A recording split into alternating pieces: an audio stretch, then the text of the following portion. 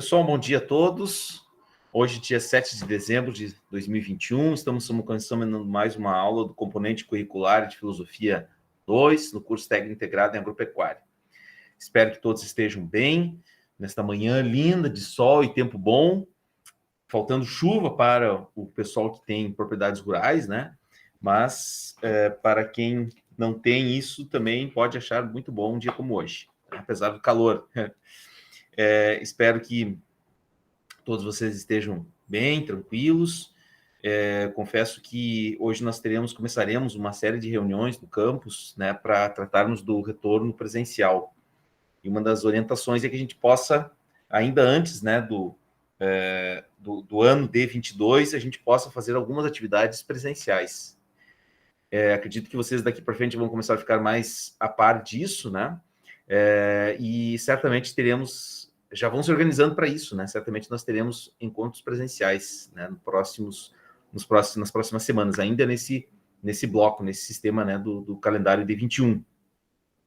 Não sei se vocês já estão tendo alguma aula prática, já foram para o campus esse ano? Pessoal, a turma de vocês já fez alguma atividade prática lá? Acho que sim, né?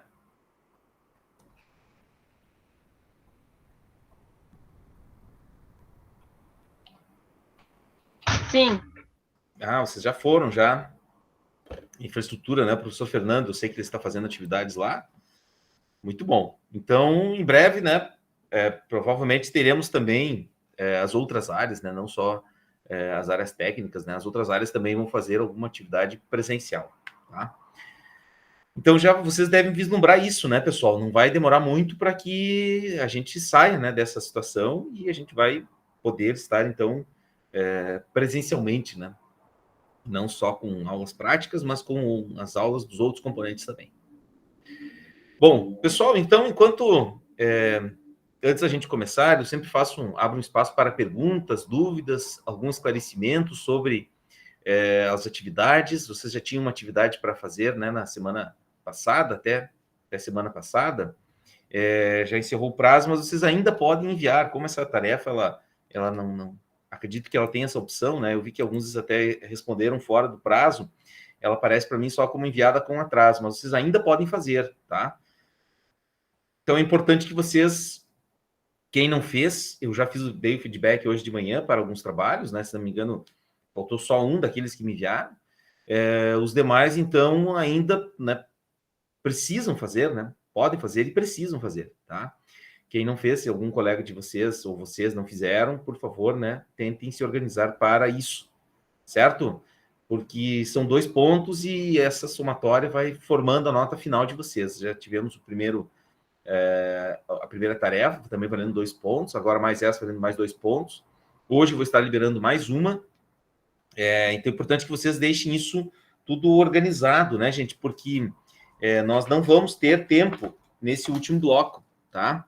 Nós vamos, quando terminarmos o bloco, espera-se terminar o ano. Então, é importante que vocês não tardem a entregar tarefas pendentes, tá bom? Se caso alguém tenha alguma atividade ainda que precisa retomar, né, não deixe para a última hora, tá? É um apelo que eu faço para vocês, certo?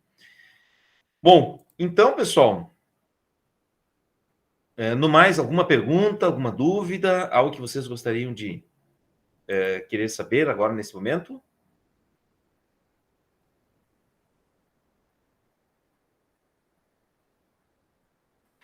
Se não, a gente já vai para o autor filósofo da aula de hoje.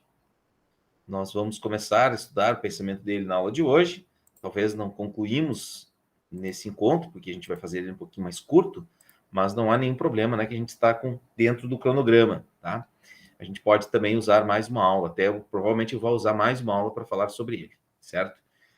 Bom, então vocês estão vendo aí já, né, pessoal, o título da aula de hoje é sobre o pensamento de Nicolau Maquiavel. Nicolau Maquiavel, já do período renascentista, tá? Já é um filósofo que viveu bem depois dos antigos estoicos, dos estoicos romanos, de Santo Agostinho. É um autor já do final do século XV, início do século XVI, tá? Nicolau Maquiavel é um pensador italiano, mais precisamente da cidade de Florença, também conhecido como o pensador florentino, né?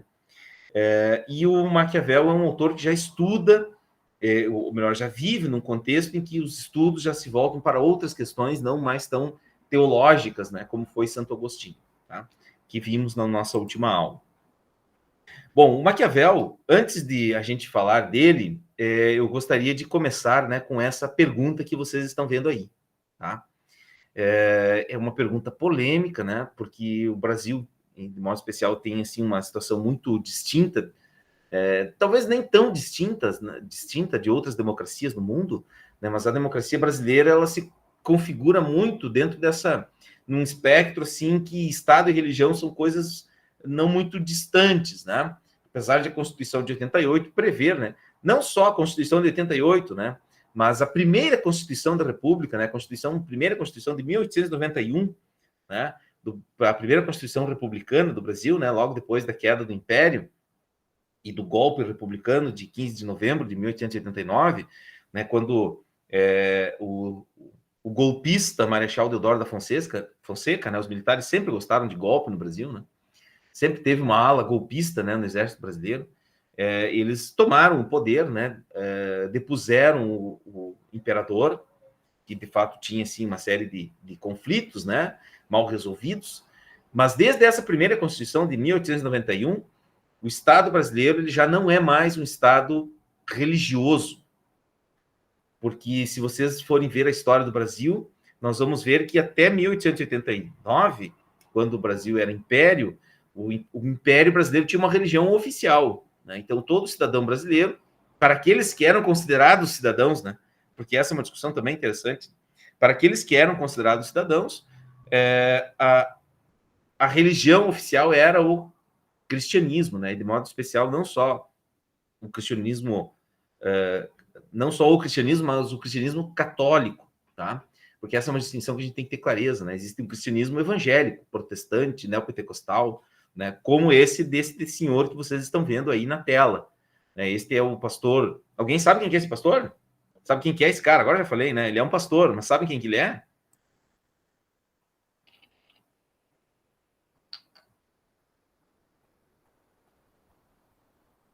Pessoal, alguém arrisca dizer aí quem que é aquele senhor que... O Silas, né? André, o Silas Malafaia. O Silas Malafaia é um fenômeno, é um pastor pop. Ele tem mais de 2 milhões de seguidores no Twitter e é um sujeito que, assim, ele está sempre às voltas, né, do poder político.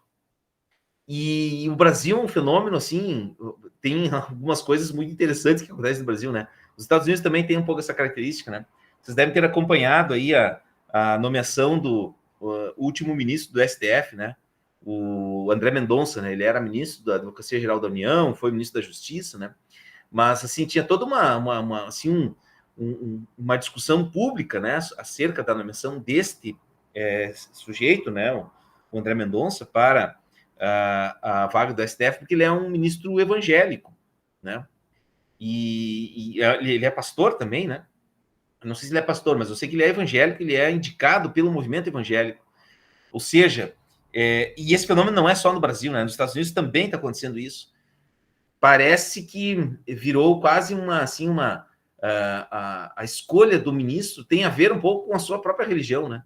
Porque conforme a sua religião vai ser as suas pautas, né?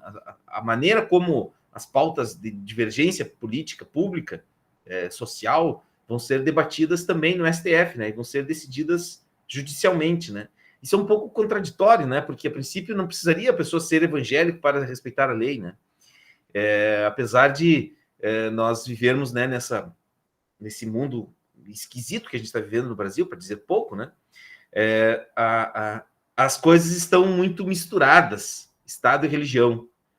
E parece que nos últimos tempos há uma demanda por certos segmentos da sociedade para que a presença dos evangélicos esteja no Estado brasileiro. E aí, no caso, né, o Estado brasileiro, vamos pegar o caso do próprio presidente da República, né, que é o chefe do executivo, que é um dos poderes do Estado, que ele é considerado um cristão, um evangélico e tal. Batista, né, se não me engano, a igreja do presidente. E agora também esse ministro do STF. né? E ele até que é quem indica, o presidente indica o ministro do STF, o Congresso faz a sabatina, né? O presidente falou, né, que ele indicaria um ministro terrivelmente evangélico. Essas discussões, pessoal, elas não são novas, tá? Elas estão se tornando mais públicas aqui no Brasil, mas elas são muito antigas. Elas vêm, como eu já falei para vocês, né, elas vêm já de muito tempo. Vem lá do Santo Agostinho, no século IV, V depois de Cristo. Ela perpassa toda a Idade Média no Ocidente, e apesar do processo de redemocratização, apesar do processo de laicização do Estado, apesar do processo de secularização, que é separar todas as esferas públicas da vida tradicional das pessoas, né, da sociedade, e aí está também o ambiente religioso, essa separação ela nunca é muito efetiva. Em muitos sentidos, ela não é efetiva. E mais do que isso, né, quando a gente vê, por exemplo, um líder religioso como Silas Malafaia, esse que vocês estão vendo aí na tela, né, se posicionando politicamente, né, tendo lado na política, né, não é que ele não pode ter, ele pode ter, né, claro que pode, todos podem, né, na verdade, espera-se que todos se posicionem, né? O que não dá para fazer é a gente tentar impor qualquer tipo de religião, né, para o público. E assim, não só religião, mas qualquer outra doutrina, qualquer outra forma de pensamento, qualquer outra ideologia, né, elas jamais podem ser impostas para as pessoas, tá? E ainda mais pelos entes do Estado, né, chefes de poder, ministros, né, essas figuras elas devem ser sempre públicas, elas nunca podem ter lado, ou melhor, elas podem ter um lado para a sua vida privada, elas podem defender interesses, obviamente, mas esses interesses não podem querer se sobrepor a outros, tá? Então, quando o Silas Malafaia coloca esse outdoor, vocês podem ver, né, um outdoor grande, proporcionalmente, ele tem uma pessoa caminhando na calçada, né, provavelmente uma criança, ele está colocando, assim, também uma concepção de natureza humana. Ele está colocando, assim, um próprio guia para a conduta humana, né, em favor da família e preservação da espécie humana, né? Quer dizer, parece que há, assim, uma certa uma ordem, né, nessa frase. Ela é uma frase afirmativa. As duas são frases afirmativas. Uma é uma citação bíblica, né? Gênesis, lá, né, o livro das origens, né, do Antigo Testamento, lá que fala, né, que Deus fez macho e fêmea. Ou seja, para a vida terrena, vejam, olha a força, a influência do pensamento de Agostinho, né? Apesar de o Agostinho não ser um evangélico, né, mas a força, né, da sua obra, A Cidade de Deus, que a gente viu na semana passada, né, ela ecoa até nós hoje. Então, quando o Silas Malafaia diz lá, em favor da família e preservação da espécie humana, né, e ele cita a Bíblia, Deus fez macho e fêmea, ele está colocando um ordenamento, uma ordem, uma frase afirmativa, mas que representa uma ordem, né, uma frase imperativa, melhor dizendo, né? Essa frase ela está fundamentada biblicamente, tá? Então, quando nós temos isso, a gente está vendo assim o quê? Que há uma certa concepção acerca da natureza humana, de que nós somos vulneráveis, que nós não conseguimos conduzir a nossa própria vida, e que precisamos inclusive no Estado, né, que é a forma contemporânea, né, de organização social, ali nós precisamos de um ente forte, né, alguém que possa ser guiado, né, por essa mensagem divina, vamos dizer assim, tá?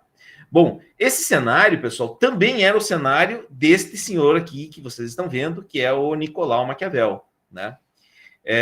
E o Maquiavel aprofunda ainda mais essa discussão colocando essa pergunta, né? Nesse livro chamado O Príncipe, eu tenho uma edição desse livro aqui, tá? Ó, essa capa aqui que eu tenho, a coleção Os Pensadores, né, do Maquiavel, e eu tenho, então, são duas obras aqui, né? O Príncipe e os Escritos Políticos do Maquiavel, tá? Eu estava dando uma lida agora também, antes de começar a aula, né? Um pouco sobre a vida dele, né? Depois eu vou falar mais sobre isso também, né? O Maquiavel, então, viveu num contexto em que a Itália estava toda ela demorou, foi um dos últimos países europeus a se constituir como uma república, né? Ela sempre foi uma série de principados que brigavam entre si, né? Só que esses principados, eles eram sempre muito defendidos a partir dessa concepção religiosa. Os líderes desses estados, desses principados, melhor dizendo, né, os líderes desses principados, eles eram sempre pessoas que se diziam muito religiosas, né? Só que, por incrível que pareça, mesmo nesses estados ditos religiosos, eles eram muito corruptos. Eles eram chafurdados em corrupção, né? Eles eram atolados, eles eram perdidos em corrupção.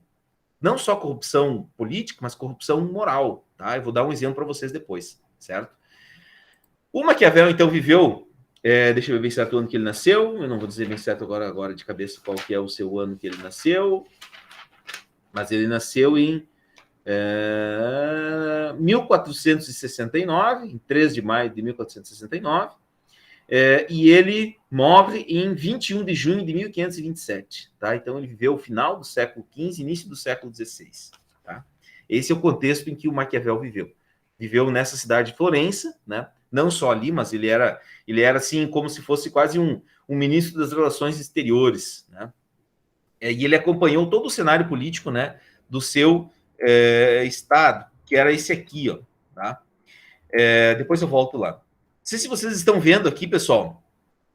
Esse é o mapa da Itália. Conseguem ver aí, gente? Por favor, me deem um retorno. Esse é o mapa da Itália. Conseguem ver ali? Ó, e nesse mapa, a Itália ela é uma bota. Vocês já devem ter visto isso, né? Ó, a Itália tem um desenho de uma bota, né? A Península Itálica ela era chamada, né? Porque ela não era um país, ela era formada por diferentes estados. Então tinha o Reino de Nápoles, os estados pontifícios, onde ficava o Vaticano, né? Roma, Florença, que era a cidade do Maquiavel, Milão, mais ao norte, e Veneza, né? Era assim, essa era a divisão da Itália, tá? E esses estados, eles não eram unificados. O que o Maquiavel faz? O Maquiavel, ele é um pensador importante para nós, porque ele inaugura a chamada ciência política moderna, partindo da experiência do seu tempo. Ou seja, o Maquiavel não fica imaginando cidades como fez, por exemplo, Platão, ou como fez Santo Agostinho, tá? Eu vou ler uma passagem para vocês aqui, ó, do texto do capítulo 14, é o capítulo 15 do Príncipe do Maquiavel. Então diz lá o seguinte, ó, resta examinar agora como deve um príncipe comportar-se com seus súditos e seus amigos. Ou seja, ele está dizendo como que um governante, né, ele usa o nome príncipe, né, porque eram chamados de principados, os lugares onde eram administrados pelos príncipes, esses principados, como eles deveriam ser governados. Como sei que muita gente já escreveu a respeito desta matéria, aqui ele está falando de quem? Do Platão, do Santo Agostinho, do Aristóteles, de toda a tradição filosófica que tinha escrito sobre filosofia política. Como sei que muita gente já escreveu sobre isso, duvido que não seja considerado presunçoso propor-me examiná-la também, tanto mais quanto ao tratar deste assunto. Não me afastarei dos grandes princípios estabelecidos pelos outros. Todavia, é meu intento escrever coisa útil para os que se interessarem. Pareceu-me mais conveniente procurar a verdade pelo efeito das coisas do que delas se possa imaginar. E aí ele vai, e mais adiante ele diz assim, ó, quem se preocupar com o que se deveria fazer, em vez do que se faz, aprende antes a ruína própria, do que o modo de se preservar. Assim, é necessário a um príncipe, para se manter, que aprenda a poder ser mau e que se valha ou deixe de valer disso, segundo a necessidade. Bom, por aí vai. O que o Maquiavel está querendo dizer é que a experiência política que ele observou era de que as coisas deveriam ser analisadas realisticamente, a partir de exemplos, a partir do que estava acontecendo. E ele faz isso analisando os políticos, como eles realmente agiam. E ele percebeu que os políticos agiam principalmente pela via da violência e da corrupção, né? A política não é o lugar da gente imaginar o que se faz, mas a política é o lugar de você analisar como que os políticos se comportam. E aí a constatação que ele chega, ele pega um caso. Então vocês estão vendo aqui, ó, a Itália toda dividida. E vocês já vão entender por que eu estou falando disso. Tá? Vamos voltar aqui. Até o Maquiavel, o poder ele era sempre teocrático. tá? Vamos voltar um pouquinho. O poder ele era sempre teocrático. Vamos falar um pouquinho rapidamente de Idade Média. O poder ele era sempre teocrático. O poder vinha sempre de Deus, ou vinha por autoridades instituídas por Deus. O fundamento da política era sempre exterior à própria política. Aqui vocês estão vendo, ó, um rei sendo coroado por quem, pessoal? Quem que está coroando esse rei aqui? É um representante da igreja, tá? Então, o poder político era sempre um poder dado por essa instituição católica, né, no caso, tá?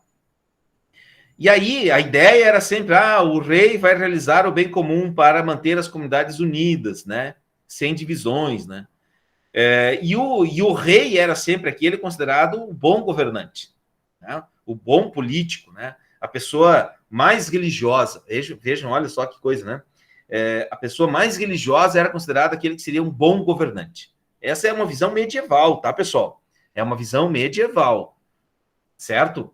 Para a vida pública, aquelas pessoas que acreditam que o governante deve ser um sujeito religioso têm uma visão de mundo medieval, de 1000 anos, de 500 anos para baixo, né? Que nasceu lá com Santo Agostinho há 1500 anos atrás. Essa é a visão de quem acredita que um governante precisa ser guiado, né, pela religião, tá? Bom, o caso que o Maquiavel analisa é o da família Borgia. Alguém já ouviu falar da família Borgia? Tem um jogo de videogame que eu fiquei sabendo, um aluno da informática do segundo ano, quando eu dei aula sobre isso para eles, que me falou que já tinha visto a história dessa família num jogo, que agora eu não vou lembrar como é que é o nome do jogo, mas é um jogo de videogame que aparece esses personagens. Tem toda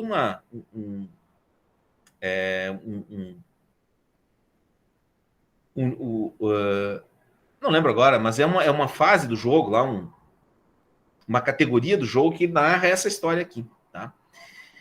E é a história da família Borgia. A família Borgia, esse é o chefe da família Borgia, vamos dizer assim, né? O cardeal Rodrigo Borgia. O cardeal Rodrigo Borgia, para vocês terem uma ideia, né? Eu vou contar rapidamente um pouquinho da vida dele, né? O cardeal Rodrigo Borgia era... você sabe que os cardeais são aqueles sujeitos que são do alto clero da Igreja Católica e que são eles que vão fazer a escolha do Papa. São eles que fazem a escolha do Papa. Essa é uma das suas atribuições, escolher o próximo Papa, e eles participam de um conselho, uma espécie de um conselho, né? Que se reúne com o Papa, e as grandes decisões da Igreja são tomadas pelos cardeais. Os cardeais que participam dos conclaves, né, eles votam e podem ser votados para serem o próximo Papa.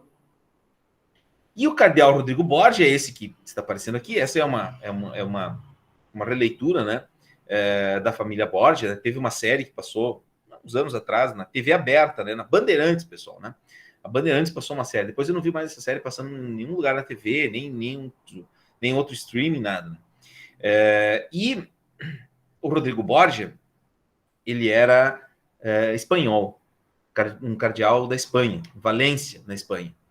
E ele, então, depois que passou a ser cardeal, ele foi trabalhar no Vaticano, né? Não lembro agora o nome do Papa que levou ele para o Vaticano, né? E que nomeou ele cardeal, né? Sempre são os papas que escolhem os cardeais, né? Eles têm lá 250 cardeais, se não me engano. Esse é o número aí que eles sempre... É o corpo de cardeais, né? O grupo, esse conselho de cardeais. E aí um papa levou ele para lá, e ele sempre foi muito poderoso, muito rico, né? Só que ele era um cara, assim, vida louca, né? O Rodrigo Borgia, para vocês terem uma ideia, essas pessoas que estão aparecendo aqui, essa aqui é a amante dele. Ele era casado, tinha filhos, esse e esses dois aqui são filhos dele. Esses dois aqui são irmãos, mas mantêm relações íntimas, né? Vocês podem ver aqui que eles estão, né, assim, uma cara assim meio de quem está fazendo o que não deve fazer, né? E esse é um dos filhos, né, do cardeal Rodrigo Borgia. E esse aqui, pessoal, pasmem, é nomeado bispo pelo seu pai. O pai nomeia ele bispo. Ele nomeia chefe dos estados pontifícios, né? Lembra que tinha lá naquele mapa que eu mostrei para vocês antes, né, os estados pontifícios? O Vaticano, ele era como se fosse um estado. Era uma república. Não era uma república, né, mas era um estado pontifício. Ele era governado pelo Papa, né? E aí o Papa, quando o Borgia se elege Papa, né, depois eu vou contar um pouco a história para vocês, ele nomeia o filho dele chefe do exército dos Estados Pontifícios. Nomeia um filho bispo, né, e a sua filha, essa filha aqui, né, faz ela se casar com o rei de Milão, que fica ao sul dos Estados Pontifícios, lá aquela partezinha do calcanhar da bota, né.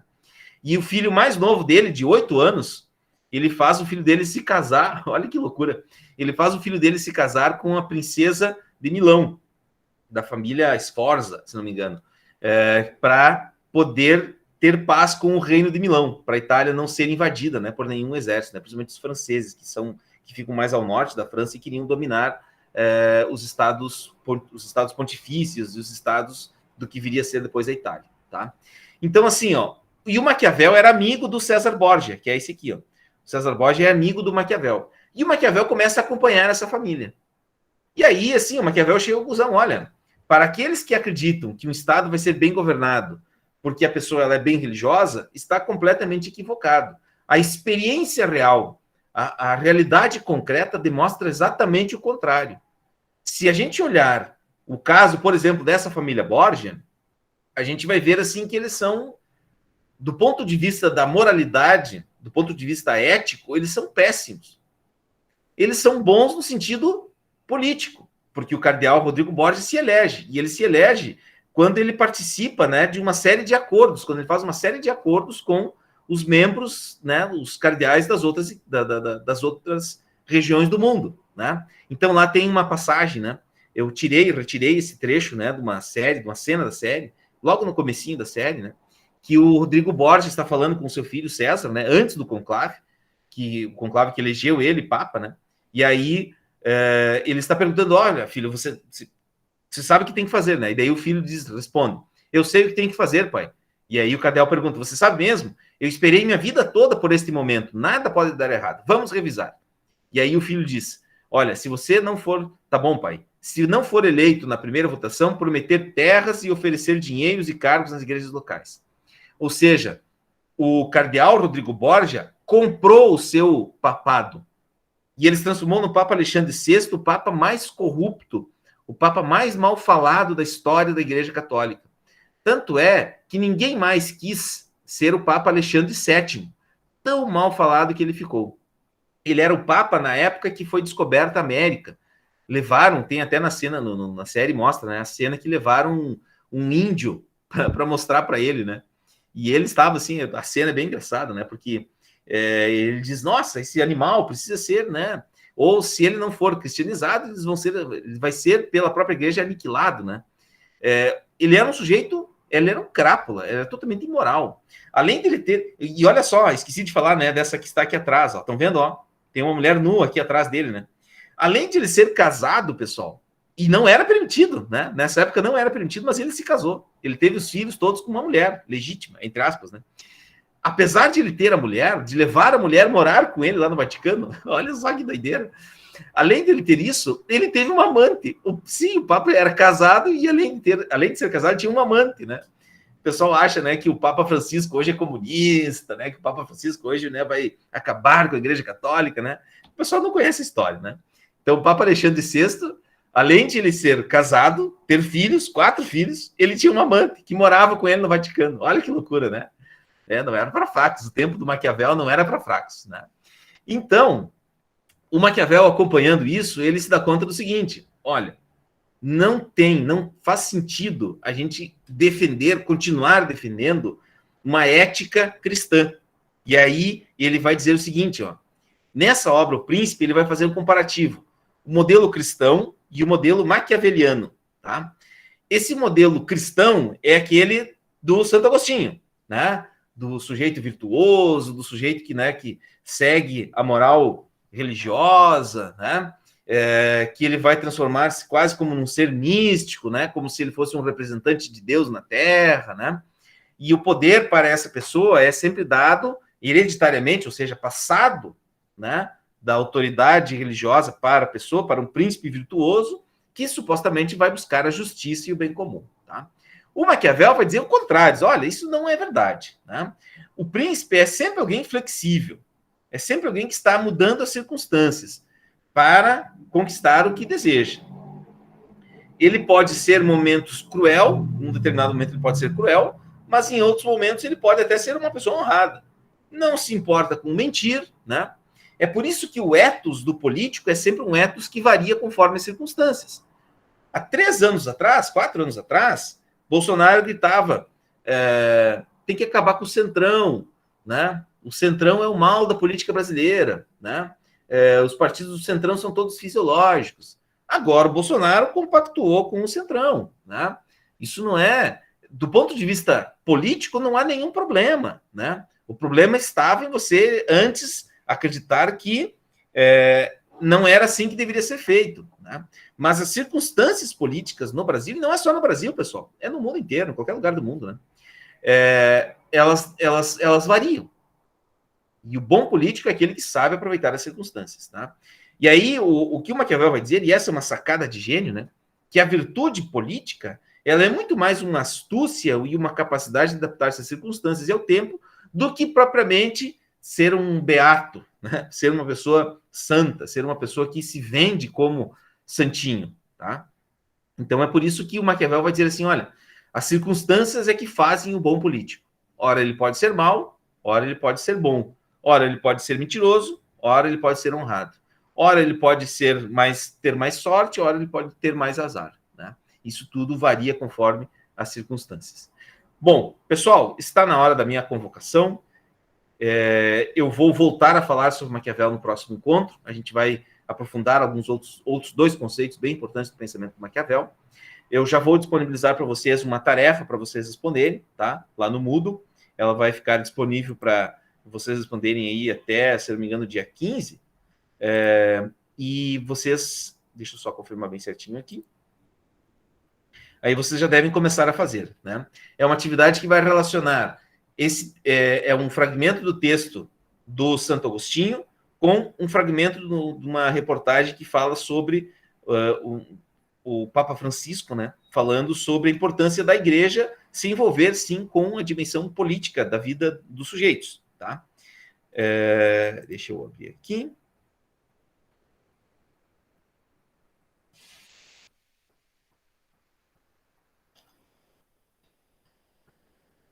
Tá aqui. É uma atividade de produção textual, tarefa 3, tá? Vocês deverão, então...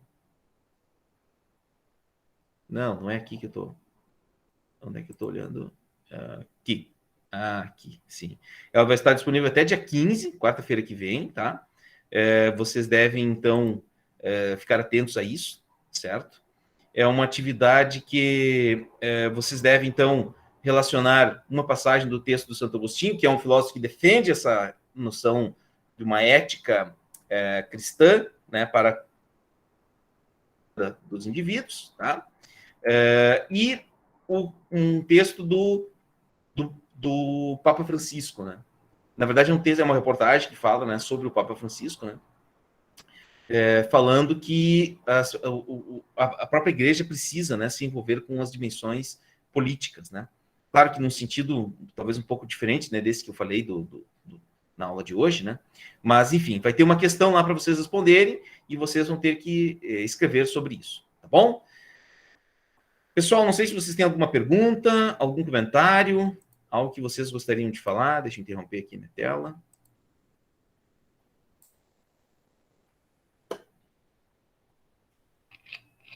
Tudo ok, pessoal?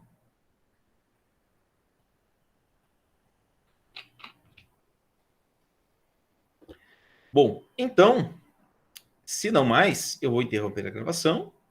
Depois, os demais podem assistir no Moodle.